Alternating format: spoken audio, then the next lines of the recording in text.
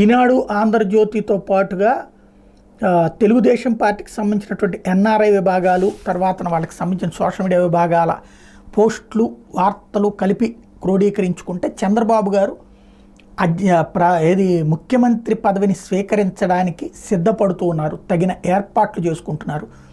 అధికార యంత్రాంగంలో ఉన్నటువంటి కొంతమంది ఇప్పుడు ఆయన్ని అప్రోచ్ అవుతున్నారు. తాము ఒక పార్టీ కంటే జగన్కో లేకపోతే వైఎస్ఆర్ కాంగ్రెస్ పార్టీ మనుషులమో కాదు, ప్రభుత్వం తరపున పనిచేయాలి కాబట్టి చేస్తున్నాం, అంతే తప్పించి ఎలాంటి ఉద్దేశాలు మమ్మల్ని తప్పుగా అర్థం చేసుకోవద్దు, చంద్రబాబు గారితో మాకు కలపండి అని అడుగుతూ ఉన్నారు.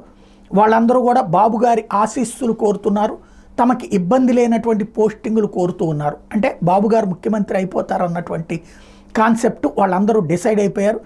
అదే సందర్భంలో ఇతర శాఖలు కూడా, పోలీస్ శాఖలు కూడా ఇట్లాంటి ఫోన్లే వస్తూ ఉన్నాయి అన్నటువంటిది ఈ కథనాల యొక్క సారాంశం. దాన్ని